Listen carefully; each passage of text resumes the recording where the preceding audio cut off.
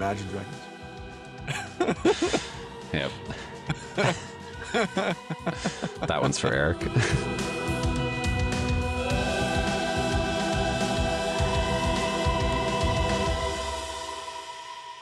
Welcome, foolish mortals, to the Grim Grinning Dads, the show where three Disney-obsessed dads share travel tips, hot takes, and a whole lot more. I'm Tyler, and I'm joined, as always, by Caleb and back to normal Charlie. And before we dive into anything today, as we record, is Charlie's birthday. So happy birthday, Charlie. Thank you. I'm glad you're back to normal, feeling yourself again after last week. Last week was rough. Last week was rough. We don't talk about Bruno. But it's all good. Yeah, that was an experience, and it will be a memorable episode for sure. So, for sure. But glad you're feeling yourself again. And as a reminder to everyone, the three of us are part of a team of travel advisors with Genie Travel Company. So if you have any travel needs, Disney or otherwise, please reach out and let us help you plan that next vacation. And as always, our opinions that we share are just our own and do not reflect those of the Walt Disney Company. So we've got some news items of the week, and then we are going to get into a deep dive of the moderate resorts at Disney World plus Old Key West and Saratoga Springs, since I made the mistake and did not include them in the deluxe episode. So we're going to group them in today. No big deal. They tend to be priced a little closer to the moderates anyway, so it kind of works out. But to kick us off, with our news of the week, we have a new Disney Cruise Line promo that just came out, which is an amazing deal. So we have kids sailing for 50% off their voyage fare with two full fare guests in the same stateroom, which is an incredible deal. And this applies to most sailings between October 1st of 2026 and March 27th of 2027. And this is on every ship around the world except for the Disney Adventure. So this could apply to sailings from Florida, from Galveston, from California, and even some Europe sailings as well. So an incredible deal for some cruise line guests. So I am definitely looking into taking advantage of that for myself. I'm going to price that out versus my placeholder that I have, and the promo might actually be a better deal when I'm ready to book my next cruise. So looking forward to that. You guys have any thoughts on the DCL promo? I got to get on a Disney cruise. I think that's my thoughts. Yeah, I think it's a great way to entice people to consider taking a Disney cruise over some others. Because like we hear it all the time that like the Disney cruise is the expensive cruise, right? Like, and while yes, that's true. Like they are priced higher than like, let's say Royal or especially Carnival, things like that. There's a lot of included value in that fare. So getting the kids to come in at a 50% rate is I think is a great intro step for families. That makes that cost a little bit more palatable. Yeah. More people are willing to spend that versus looking at it and going, why is it like a $9,000 cruise for 7 days? And I just have I'm not even in a, it's just stuff like that. Well, but I would say, and now granted, like I personally have not sailed with anybody other than Disney, but I've booked folks for different cruise lines, and Disney doesn't do the sort of nickel and diming that a lot of the other ones do. Correct. So you do get more value for the base fare. So they're not hitting you with a drink package or a lot of those little add-ons. Right. I mean, there are things you can add on like the specialty dining. Correct. They don't have any kind of alcohol package, so you would just pay for those drinks kind of as you go.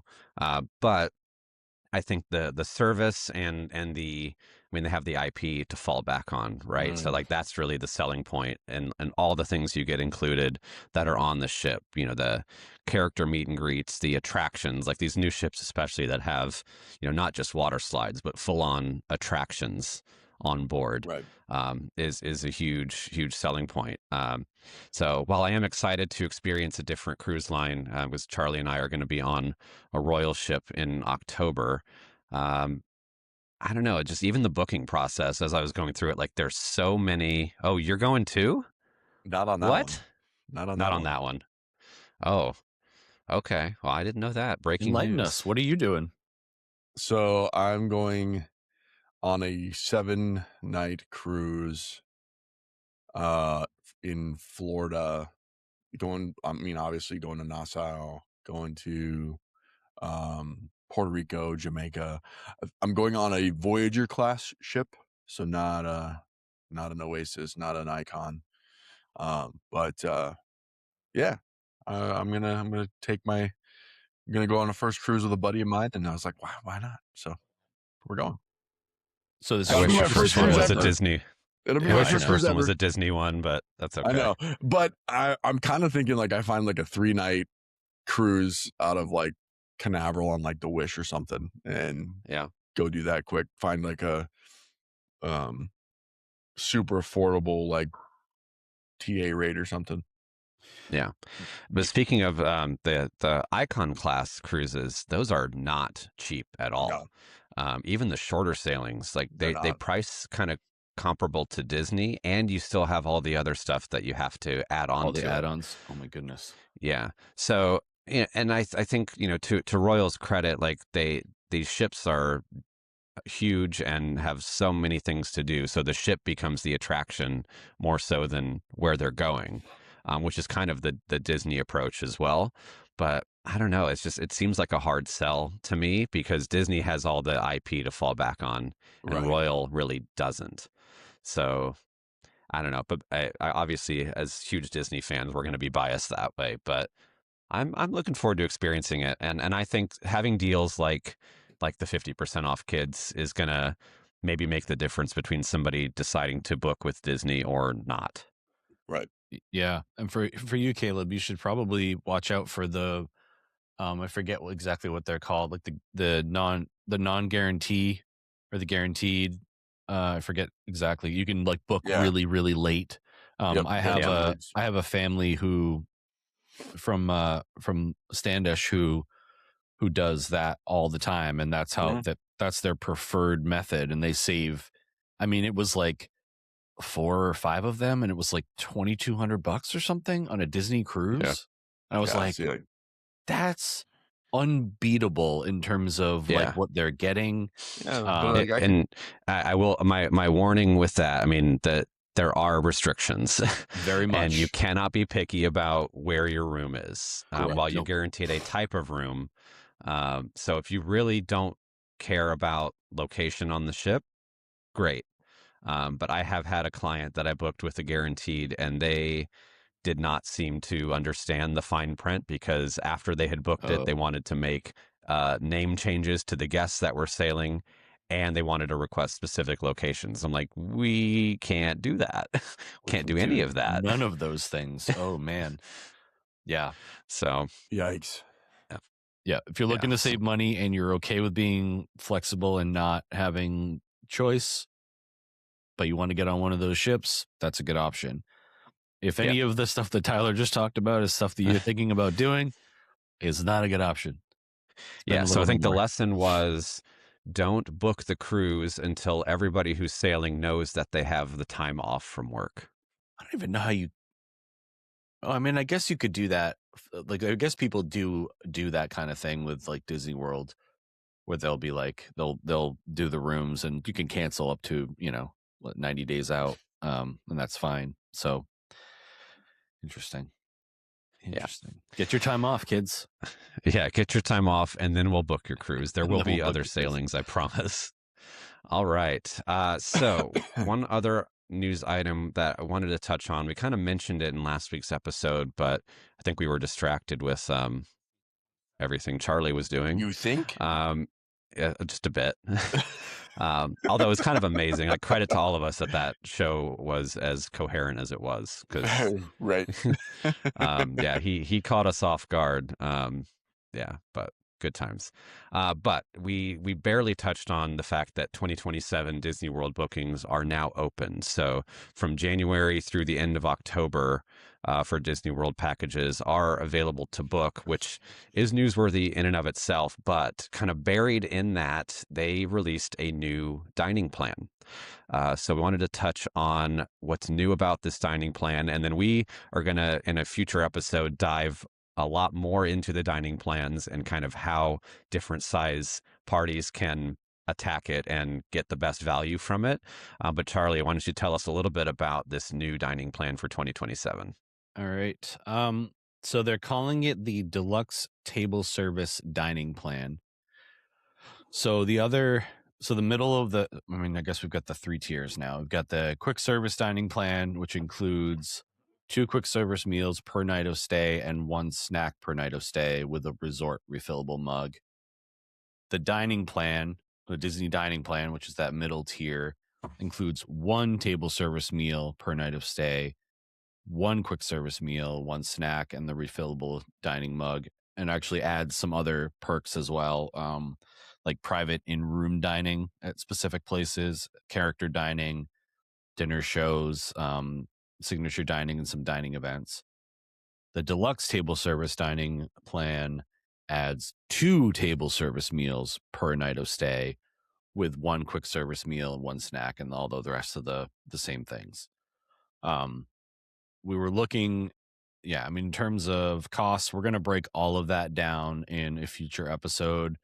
But this basically gives you that additional table service meal and per night, and kind of will allow some of that flexibility. Caleb, you had touched on it earlier. Who do you think this one is for? The super bougie people. Okay. This is for the people staying at like Grand Flow, any of the deluxe resorts, really, Riviera. Yeah, like that's going to be for, like, if you're going to be staying at those places and you're kind of going to splurge anyway, that's what it's for. You're wanting to sit in those specialty dining areas. Yeah, I kind of thought of like when we talked about the deluxe resorts and how like Yacht Club and Riviera are a little bit more adult focused, like that kind of thing, like couples, maybe couples, or like just a group of all adults that aren't as worried about park time and just want to experience everything they can dining wise. Great. But it is, and we were kind of playing with the numbers a little bit before we started recording, like it is a big price jump to go from the middle tier now, the Disney dining plan, to the new deluxe one. It's a jump. So but yeah, we will break that down in an episode coming soon, because I think there is still a way to beat the plan. It just takes some strategery. Yep. All right. And then last news item for this week, we finally got some information and a confirmation about a new resort coming soon to Disney World, and that's Lakeshore Lodge. So Caleb, tell us about that. Yeah, so it's fun. Now it exists. It exists now. Yes. Yeah, we were just there and we couldn't see it, but now I'm sure if we were there, we could see it. Yeah, it was funny. We were with my group when we were touring the Contemporary. We were standing out by the pool, and Frank was talking about some stuff, and I was just like, man, I can't wait till we can talk about that thing over there. And like pointing across the lake, and he's like, you don't see anything over there. It's just beautiful Bay Lake. Nothing to see over here. Like, wonderful. Right. Cool. Thanks, Frank. Thank you. Yeah. Appreciate it. So Disney Lakeshore Lodge is going to be opening up in summer of 2027, I believe. Yep. Yeah. Yep. So that's kind of cool. Like looking at it firsthand, where they're at progress wise, and then knowing like in a year it'll be open, it kind of blows my mind a little bit. But hey, they're working hard at it. I know that it's kind of been delayed because of all the things that happened. COVID was a thing and all that stuff. But yeah, and if people don't know where it's at, Bay Lake is the lake behind the Contemporary, and it's also where the Wilderness Lodge is quaintly seated. They and this is being built on the old water park that they had there. What was it, River Country? River Country, Yeah. Which, fun fact, River Rest in Country peace. was right. Fun fact, River Country was the number one in a long list now of themed water parks. So Disney was kind of ahead of their time. That no longer exists, but and there were some interesting choices. Maybe we can dive a little bit into the history of River Country one day. But man, concrete water slides is all I'm going to say. Yeah, it's real. Kids were made different back then. yes, they were. But yeah, so we're getting the Lakeshore Lodge coming 2027. I'm interested to hear what the DVC contracts are going to be at for it. I know DVC for the Polynesian Tower wasn't bad. Like, I didn't think it was horrible, but I'm interested to see what this will look like. Yeah, I would kind of expect it. Oh yeah. Anybody gets a chance. Yeah, it'll be gone. I have a feeling price wise, it would probably come in a little bit less than Bay Lake or Island Tower because it's a little bit further out. Yeah. For Magic Kingdom, so Bay you don't Lake's have the really convenience. Cheap. Well, okay, maybe I was like, what? Yeah. Cost maybe I effective. just see like the rack rate for the rooms that they sell at Bay Lake are kind of crazy. Yeah. So maybe rent some DVC points if you're gonna try to stay at Bay Lake. But if you want to stay at Bay Lake, I would have a feeling this is going to be. I mean, of course, it depends on the room type, and they haven't said anything about the types of rooms. But I would expect some like deluxe studios, and then probably some villas kind of spread out throughout the property. Yeah, I am really so this right here, inspired by the majesty of nature and its enduring influence on Disney artists, featuring Bambi, Flower, Thumper, and Pocahontas. So it's really going to be that total sidecar. Just watched Pocahontas for the first time with my daughter as well. As like first time for you? No, my daughter. Okay. Jeez, come on. I'm just you said first time. I'm just being for my daughter. You never know, man. And I forgot how beautiful that movie is. It's really it's good. very vibrant. But if it's going to be anything like that movie, it's going to be very vibrant colors, maybe with like a subtle, like woodsy, well, probably more woodsy with a subtle vibrancy, but it's going to be beautiful one way or the other. And I'm going to do everything in my possible power to stay at least one night there. Oh yeah, I think okay. I'm excited to see the theming as it gets a little bit closer, and of course, what restaurant options. Yeah, that's the other thing that I'm excited for is what food are they going to do? Yeah, because I think, that's all of these deluxe resorts. There's like, one kind of signature restaurant at each property. And then, when they opened Island Tower, they even added the new one. So with Wailulu, which is wonderful, on top of what was already at the Poly. So I'm very excited to see that. And then, like I said, if it's going to sell out like in 2 seconds as soon as they make it available. So, but I will go there just to eat, because it's not that far away. Just hop on a boat and you'll be there. Right. I think we'll be touring it with Frank and crew in 2028. Oh yeah, Awesome. Yep, 100%. All right, guys. Well, let's jump into our main topic for this week, which is going to be kind of part 2 of our deep dive series. So on our first one, we covered most of the deluxe resorts. I made the mistake of forgetting Old Key West and Saratoga Springs. So we're going to group those in with the moderates, but I think it actually works because to me, the clientele is kind of similar between the two. So I'm going to kick it off with Old Key West. So what is unique about Old Key West is that it is the original DVC resort, opened back in 1991, I believe. So it's been there a minute, but the massive rooms here are really the selling point. You have some up to 3-bedroom villas, I really like the look of the resort. It definitely fits into the Florida theme, but feels a whole lot more casual than something like Grand Floridian. And part of that is the location, because it's in the Disney Springs area. It's a bit quieter. Could be really good for large families. Very relaxed atmosphere. But yeah, I love Old Key West. I would definitely want to stay here, especially if I had a larger group. And Caleb, I know you've stayed there. Yeah, this last summer. So tell us about it. Yeah, what did you stay in? We were in a 2-bedroom villa. Cool. So we had 9 of us in there. And we had plenty of room.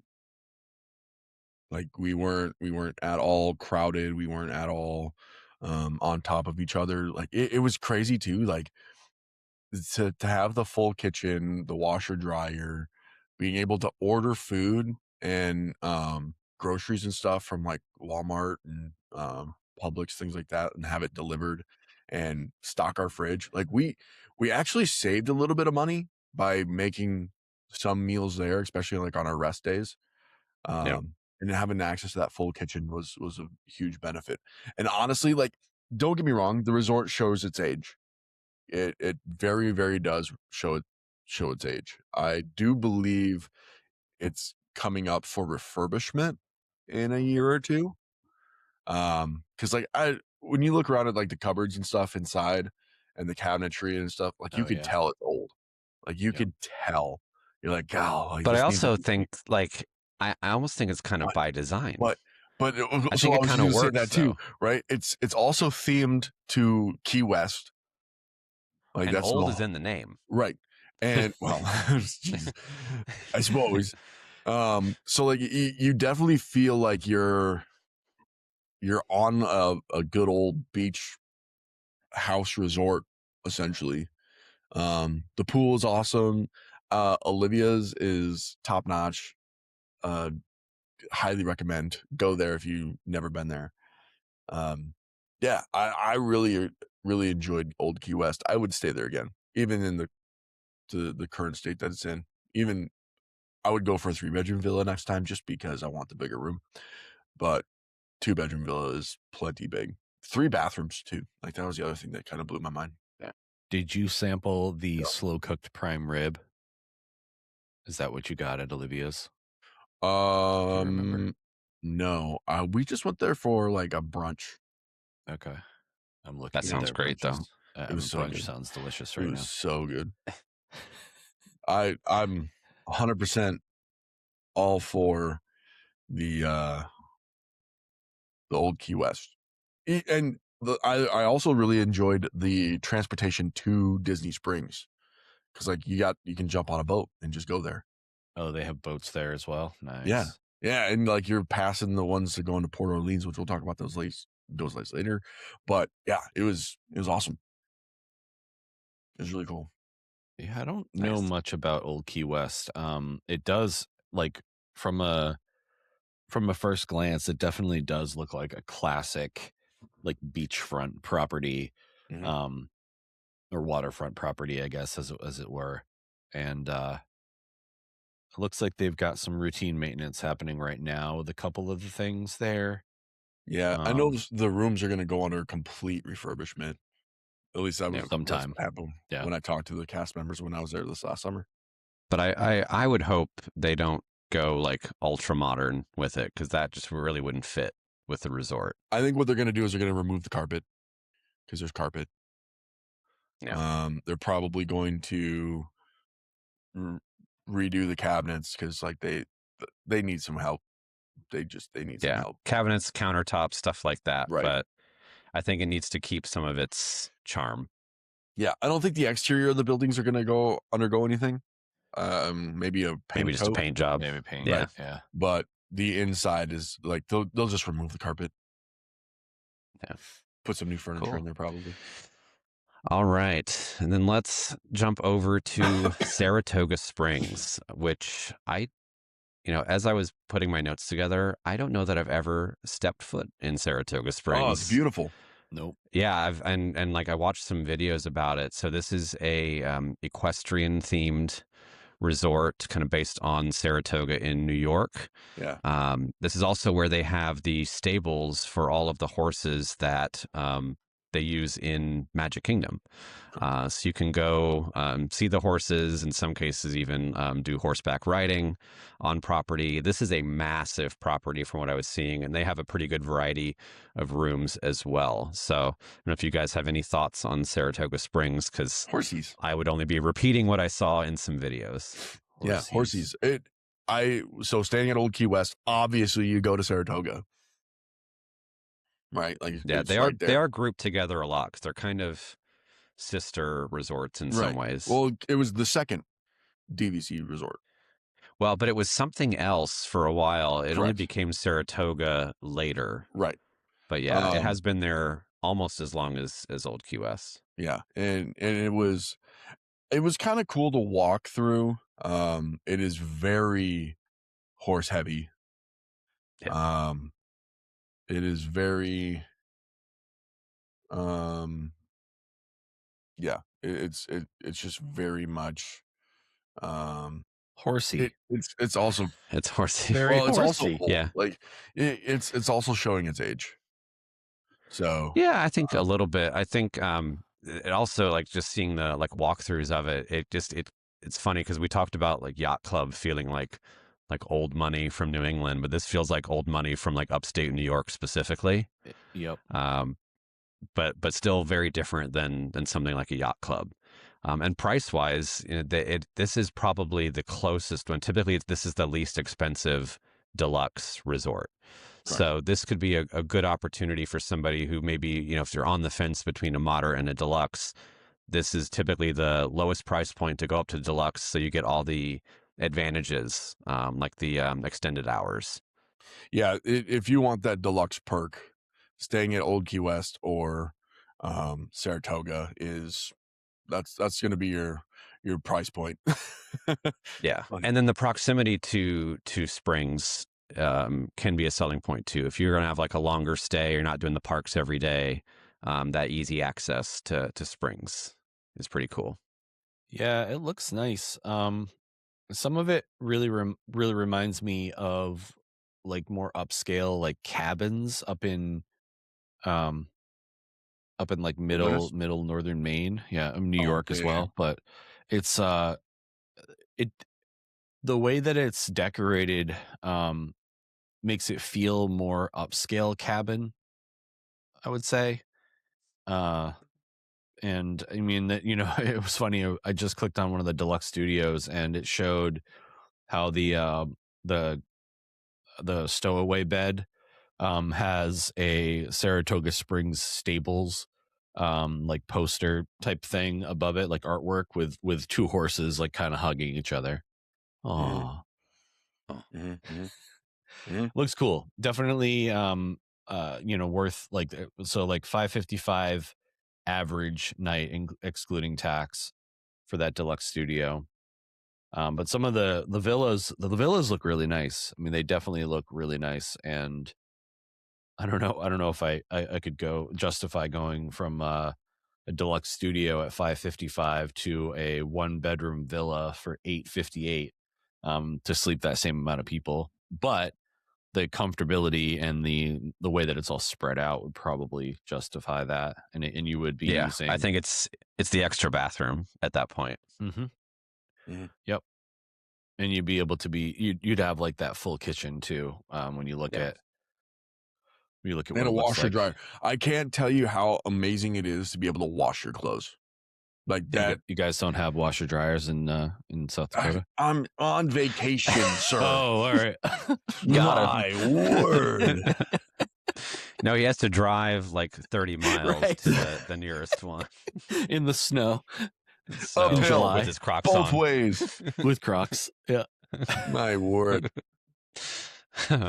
No, being able to like Charlie. Just dump like all your laundry in, have it all washed the night before, and then like go home and just put it away, and not have to like worry about laundry when you get home. Like, well, yeah, I mean, because obviously these are rooms designed for longer stays. So if you're staying for more than a week, it's not realistic to pack that many changes of clothes. You're gonna have to wash them at some point. It's incredible.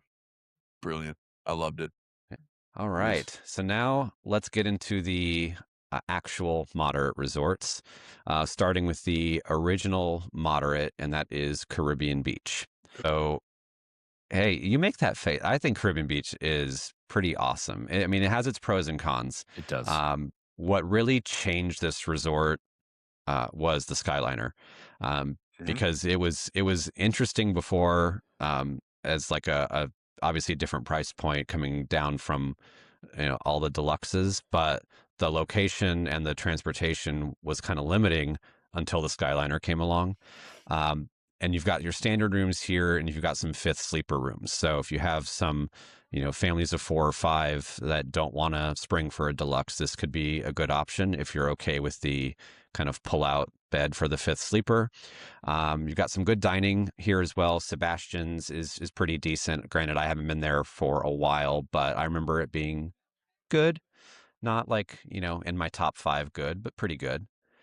But yeah, I mean, the thing that still kind of holds this resort back is just how big it is. So if you get a standard location room at Caribbean Beach, like that is a walk from when you check in to one of those kind of more remote villages. But I will say the pool here, the Pirate Fort theme pool, is pretty great. But you might be a long way away from it if you're at a standard room. Yeah. Also, no elevators. Yes. Yep. I was going to mention that. Sucks. In my breakdown of it, for people who are using alternate methods of transportation, like ECVs, hopefully you think about it ahead of time and put it in your reservation that you need to be on the first floor. They tell you they won't guarantee that, but they'll put you on the first floor. Fun fact: if you if you are ADA, you are actually like missing limbs, whatever, like they will put you on the ground. Like they will put you. If you mention ADA, they have to put you on the ground. So, they will 100% guarantee that. 100%.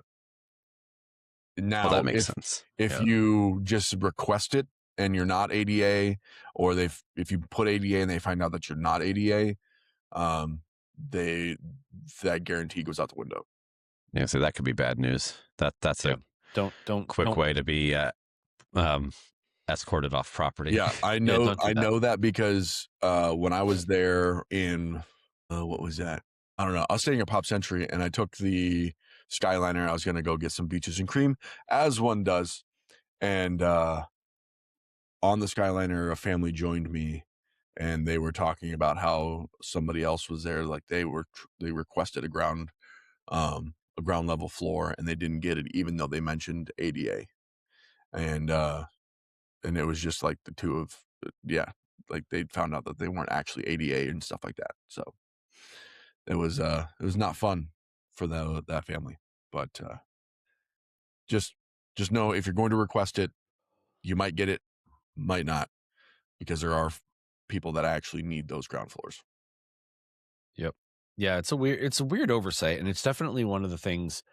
I mean, if you have lots of luggage, lugging those up the stairs, not an issue for younger people, but like my parents are in their 70s, and they definitely, they needed assistance. And I mean, we kind of had determined, even though like if they can't guarantee it, because my parents don't fall under ADA, but my mom doesn't want to walk up and down stairs, walk up and down those stairs seven different days of the week. And every time we're going anywhere, and, you go and leave, you go to the go to the restaurant, you come back, like all of the different things for the pool and all of that stuff, that becomes a kind of a non-starter for her. So even though, I definitely agree with what Tyler was saying, is Caribbean Beach itself is a gorgeous resort.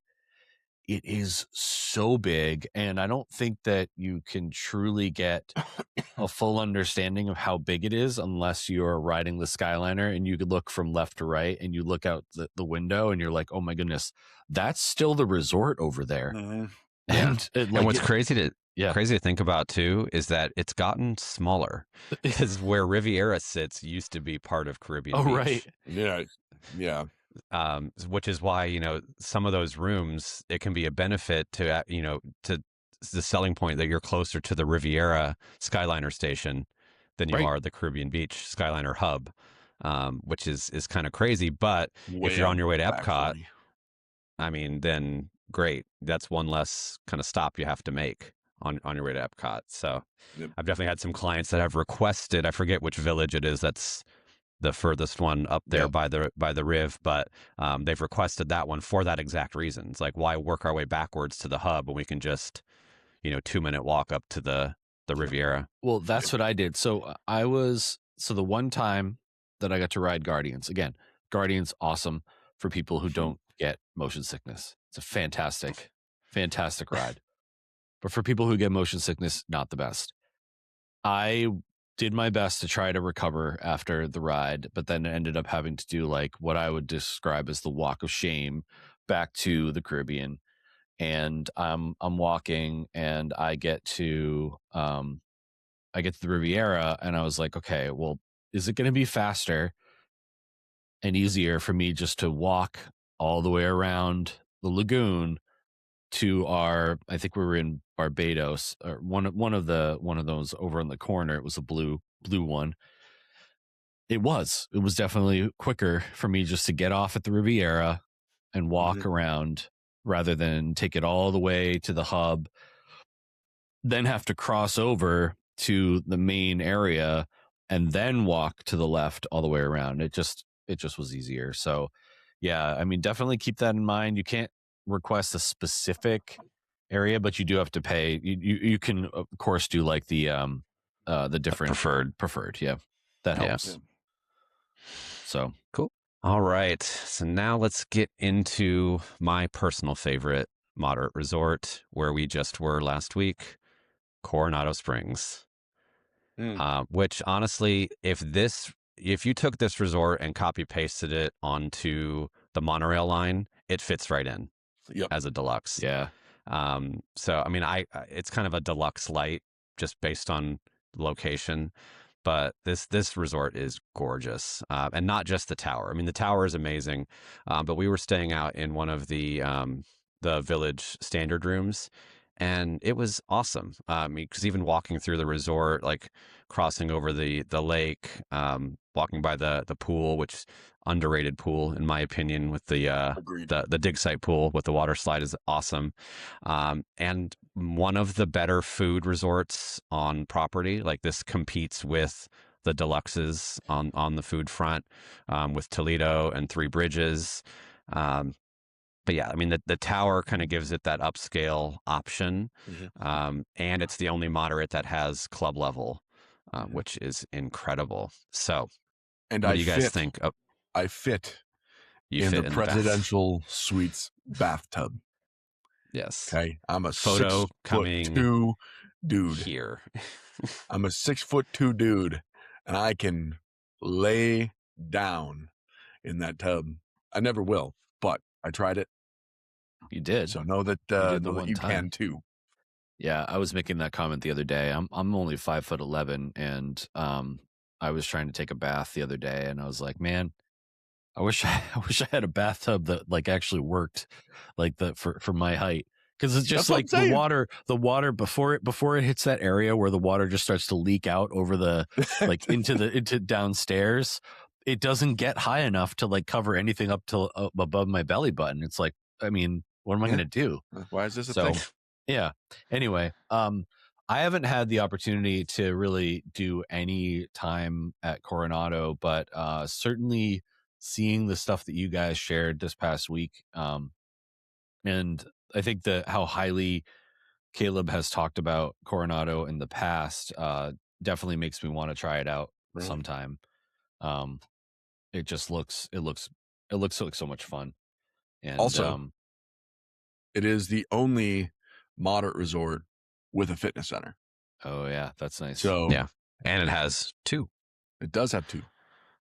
Has one in the village and one in the tower. Yep. So you guys worked out every day you were there? The walk. We definitely got our steps Yes. in. Yes. Yeah, not in the fitness center, but I did use the fitness center when I stayed there last year. The one in the village, and it was pretty nice. It was over in the casitas, right? Yes, yeah, it is over. Yeah, so you go right past where the market is, and it's kind of in that next building over. It's right by one of the like the quiet pools over there. Yeah, it's so nice. It's where I saw an armadillo once. That's cool. I saw an armadillo. It was over there. I mean, they're all over the place. Yeah. One thing we should mention, this applies to Caribbean Beach as well, that because of how spread out a lot of the rooms are, each little area will have its own quiet pool. So you don't have to just go to the main pool. So at Caribbean Beach, you have the main pool, that's the pirate theme, but then each little island has its own. And then the same thing with the villages at Coronado. So the main pool is not a quiet pool. Just in case Tyler wasn't clear enough, it is not quiet on any It's not level. quiet. No. No. Fun fact about those quiet pools. After 11, you're still allowed to be in the pool. You just can't be loud. So prior to 11, you can make noise and you can be laughing, having a good time with your family. Those pools are open 24/7 as long as you're quiet. Another thing worth mentioning about the quiet pools is that there are generally no lifeguards. No at those lifeguards. pools. No. So police yourself. that's kind of it's either a selling point or not a selling point for depending on who you are. Yep. So if you wanted to take a 2 a.m. dip in the pool and be quiet about it, by all means, you can. So you're saying we should have recorded our episode last week by the pool? No, it was way. We would have been way too loud. Way too loud. I'm surprised the people in the rooms next to us weren't like. They would have been like, "Why is Homer Simpson at the pool right now?" All right, so let's hop over to Port Orleans French Quarter. My favorite. Oh, it's really good. The beignets. The beignets. The beignets, of course. Yeah. Need I say more? No. The room type here, as far as I know, they're all the same type of room, so it's really just about the location. Correct. So either the standard or preferred. Dining here, you've got the Scat Cats Club, you've got Sassagoula, of course the beignets, you've got the boat transportation to Springs. Mm-hmm. What's nice about this one, and of course, when we'll talk about Riverside here in a minute, but if we're talking, just about French Quarter, it's the smallest footprint for any of the moderates, so it is relatively easy to navigate around that resort. And it's definitely a little bit more secluded feeling, so this can be good for families who want a little bit of a quieter experience, or couples. But yeah, and I've never stayed here. I've been here to eat a few times, but all right, Caleb, yeah, tell us about it. First off, the beignets. Got to start there. Mickey beignets are the best beignets. They are the hands best down. beignets. Even better than Disneyland. I said it. Oh. They are better than Disneyland's. I don't know how they do it. I thought you were going to say anywhere, and I was going to be like, have you been to Cafe Du Monde in New Orleans? No, Disneyland. Disneyland. Okay. But yeah, super great. I stayed in one of like the farther buildings, ground floor, but one of the farther buildings, and that walk wasn't horrible. The horse carriages that they bring the horses from Tri-Circle D Ranch over by Saratoga, and they do horse carriage rides between Port Orleans, Riverside, and French Quarter. And the one time I stayed at Riverside, I'll get there as well, but Eric and I stopped, got beignets at French Quarter, and then walked to Riverside. So like it's all, and then you have the boat transportation to Springs. It's relatively interconnected, just like it's connected enough, and it's far enough outside of the noise that like you feel like you're outside of the Disney bubble, but you're in the Disney bubble, which is also a plus. But I loved the just the feel and the theming behind French Quarter. The pools are incredible. Like they have a dragon slide. Like who doesn't want to ride on a dragon? Imagine Dragons. Yep. That one's for Eric. For you, Eric. Yeah, French Quarter is great. I would stay there again. The thing about moderate resorts is like I can't not like them all because they're all great. Yeah, they're all solid options. They're all solid options for sure. Yeah, Charlie, do you have any thoughts on French Quarter before we move on? Yeah, I mean it's very slightly differently decorated than Riverside, but the overall theming is relatively similar. I think the thing that makes it stand out is the like how close, how kind of packed everything is together, and then the different food options and the music that's playing.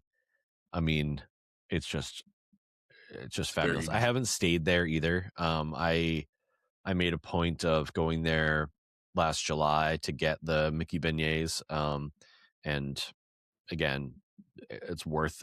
I got the last ones before they closed because I didn't know what time they closed. So I'm in there.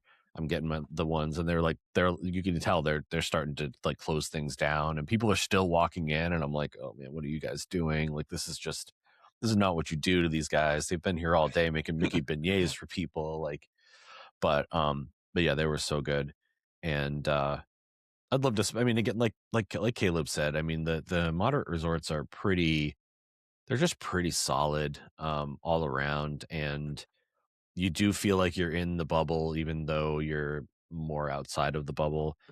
And I mean, you didn't touch on the boat transportation. I mean, the boat transportation to some of the parks and to Disney Springs is pretty awesome. So highly worth that ride is just like super chill. Mm-hmm. Yeah, the boat to Springs is definitely nice.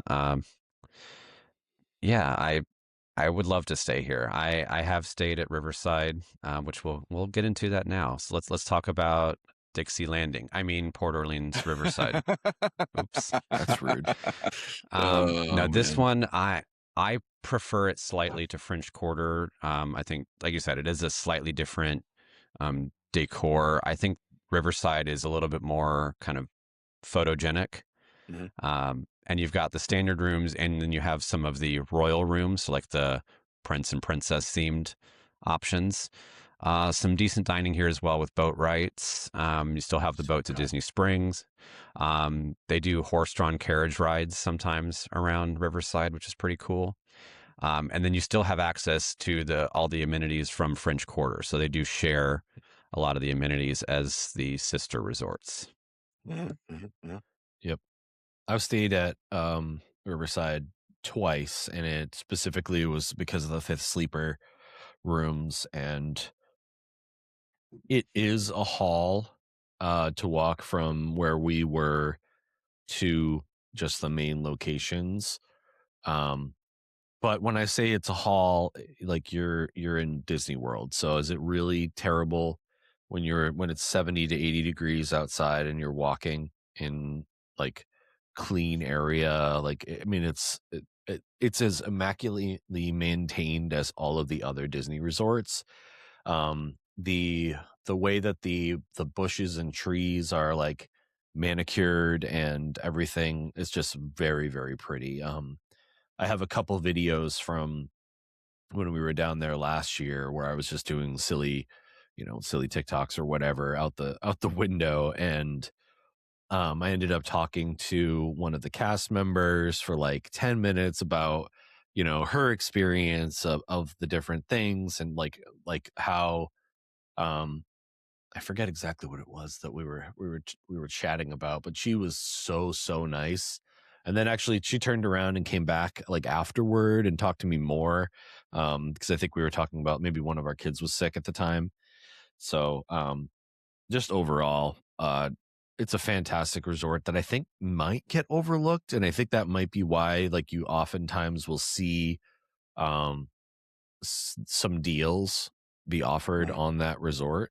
But I've enjoyed it every time. And it was more of a like, I've only taken it. I'm like, well, I would prefer to stay at such and such a place, but why is Port Orleans Riverside cheaper than staying at one of the basic resorts? Like, okay, yeah, why wouldn't I do that then? Like, that makes no sense. And I think the trade-off, and it can be the same with Coronado sometimes too. The trade-off is the transportation. Yep. So, Yep. but to me, that is worthwhile. But it also depends on the type of trip that you're taking. So, Right. you know, I didn't touch on this earlier when we were talking about Coronado, but so I booked a bounce back from our trip last week. So I'm taking my two kids Memorial Day weekend. So just coming up here in about a month. And we were really on the fence, or I should say I was on the fence about Pop Century versus Coronado because like I know we're going to do Epcot. So I'm like, okay, we'll just be on the Skyliner. But then I realized we were going to be there on the 26th when Soarin' Across America opens. So I'm like, okay, so that has to be our Epcot day.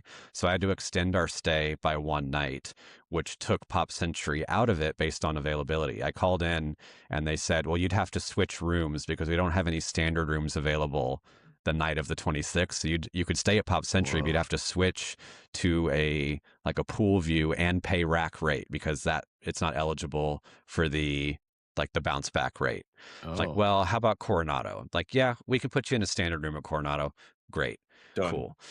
So ended up doing that. And honestly, I think I'm going to be happier for it overall because of the dining options and the main pool. I think my daughter's going to love the dig site pool more than any of the pools at Pop. So we'll sacrifice the Skyliner for this trip, but I think it'll be a good one. Yeah, that's probably a good call. I really love Riverside. Boat Rides is an incredible restaurant. Like, I ate there this last summer for the first time, and I don't know why I've slept on it for so long. What'd you get? What'd you get, bud? Did I get I don't remember what I got. I'm gonna look at the menu right now. I don't remember what I got, but I know it was delicious. I know some people had like the seafood boil. Some people had steak. It was all, I don't know. It was all good stuff. I don't remember what I got, but I know it was good. It was delicious. Well, while you're pulling that up, Charlie, let's run through some of the some categories for best of the moderates. Yeah. So let's kick it off with the best for families. So what do we think? And we will include Key West and Saratoga in these as well, since we talked about them. For families, Riverside. Oh, interesting. So I was going to say could be Key West for the villas, right, or it could be Caribbean Beach if you are wanting to do a lot of Epcot and Hollywood Studios. I think those would be my two picks. Yeah, I would pick Caribbean Beach only because of the theming and the pool and the Skyliner access. If you have a whiny bunch of kids that are with you, then Caribbean Beach might not be the best option if you're going to stay anywhere but near the Skyliner areas. Yeah. So, but Riverside, I would echo Caleb too. Riverside was my second pick for sure in terms of the families. I think it's just fabulous. One thing we didn't talk about was the fact that they have a fishing hole, like an old fishing hole area where you can actually go fishing, which is activity that would be, again, if you spend time at your resort, you're going to find activities to do. Riverside, when we were there, it was July 4th weekend. The amount of activities that they filled that place with, there was like an egg toss thing that they were doing where people at the pool, there was like a line of people, like 50 people long, where they were just doing egg toss, and then like they got it down to like the final 4 people, and then somebody won something. And there were you could make your own like American flags, and like there was all sorts of activities. So I don't know if they did that at every single resort that weekend, but Riverside, definitely kicked it up a notch beyond what I've normally seen. And they also had some DJ'd music and stuff like that. So Riverside would be my number 2. I think Caribbean Beach, the Skyliner, man, I love the Skyliner so much. It's really hard to argue against staying on a Skyliner resort. Yeah. And then on that note, really talk.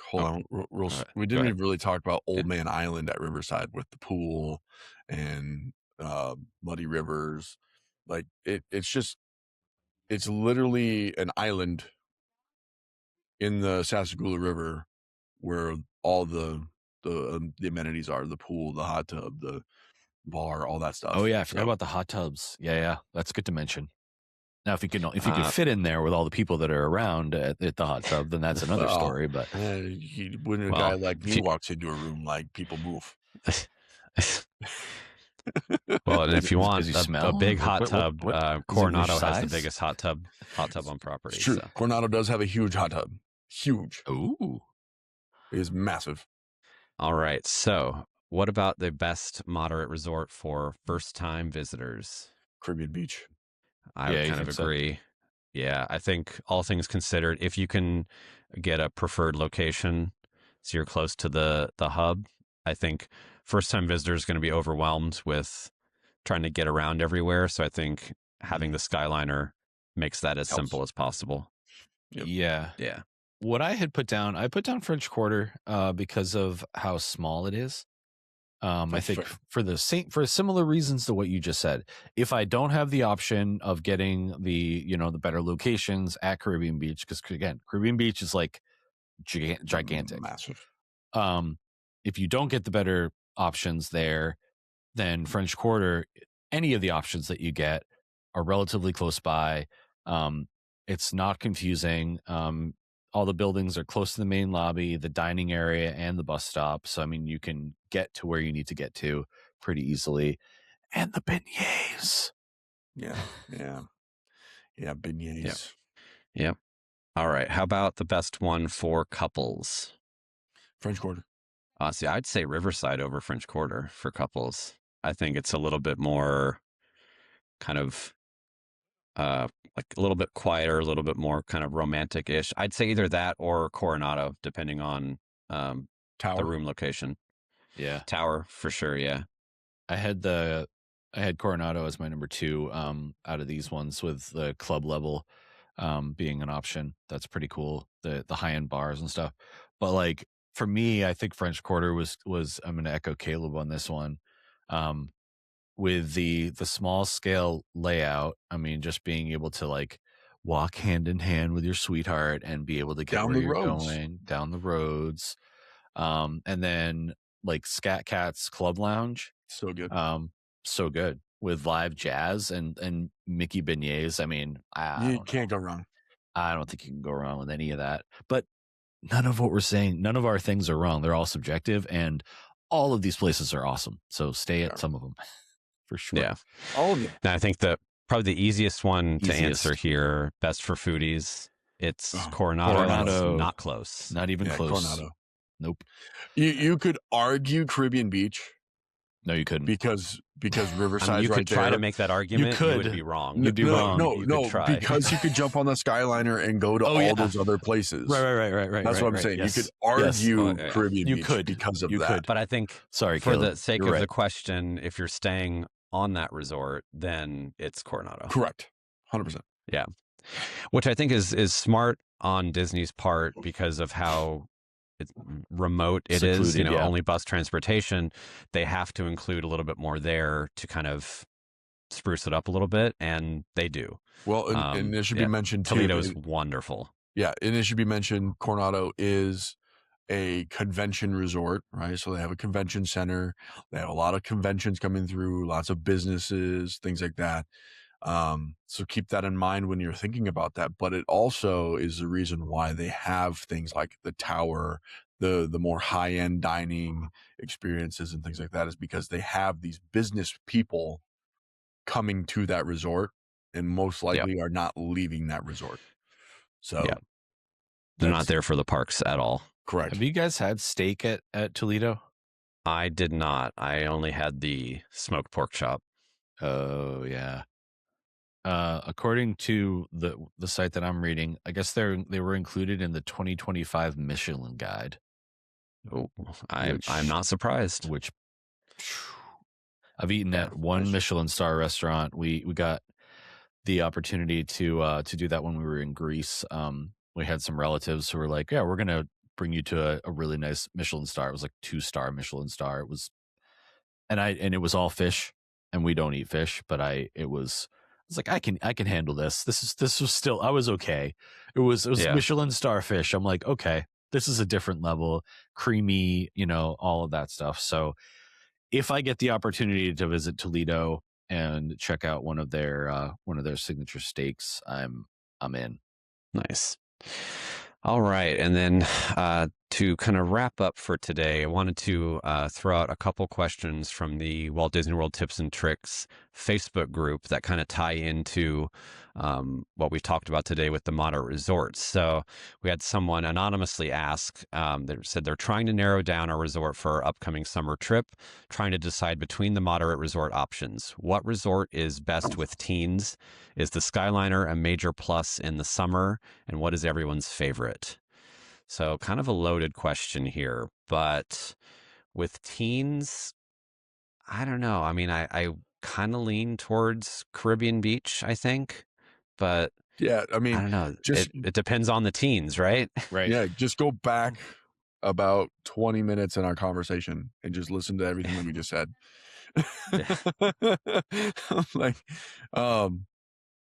they're all great resorts, and yeah, They are. I think being on the Skyliner is going to be a big plus with teens. Yeah, in the summer for sure, because even though like once you're up in the air, they're open air to a point, so you get a nice little breeze going. So it's that can be a big plus. So yeah, I'd probably say Caribbean Beach, but it really depends on the personalities, right?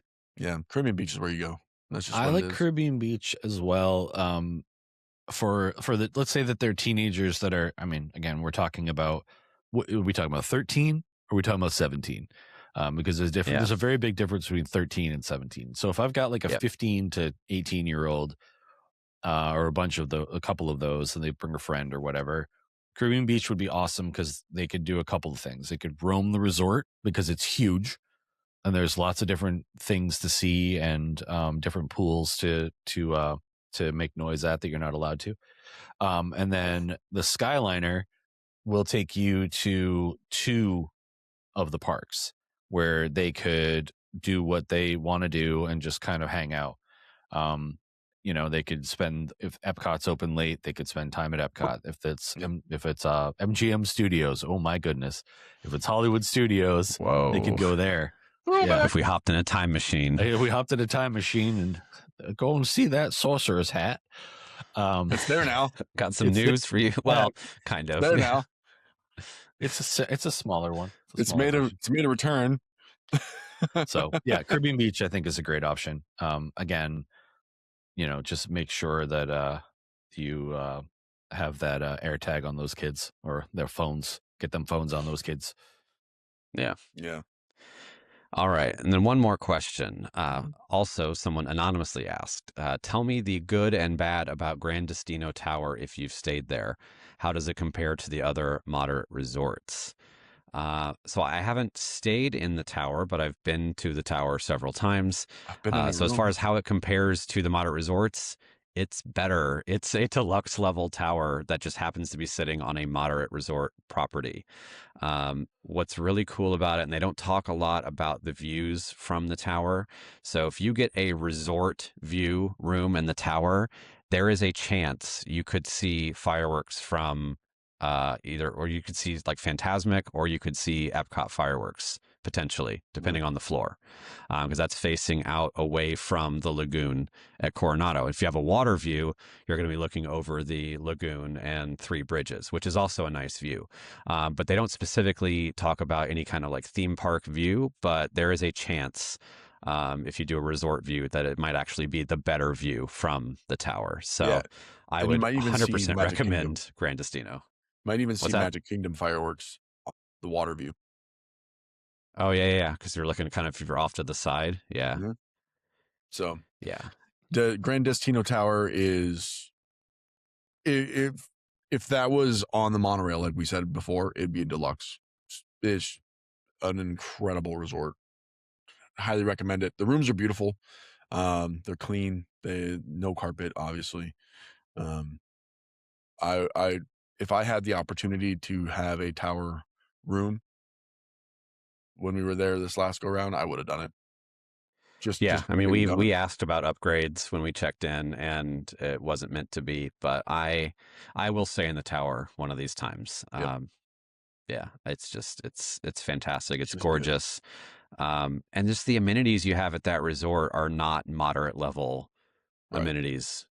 They are deluxe level amenities. Yep. So, and we've mentioned it before, but you sacrifice some of the transportation options to gain some of those things on the property, and I think that's a fair trade-off for most people. But it comes down to, you know, what type of stay are you going to have? If you're really not spending a lot of time at the resort and you're really just there for the parks, that's where, you know, I might say Caribbean Beach could be on the Skyliner.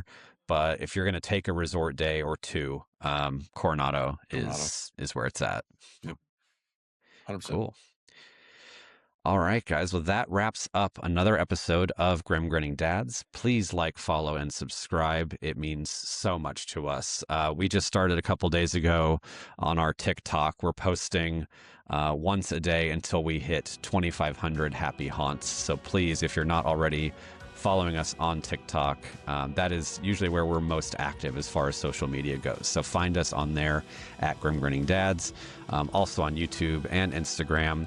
And again, if you would like one of us to help plan your next vacation, Disney or otherwise, send us a message, and be sure to join us next time when the dads come out to socialize. Bofa. Why won't you stop?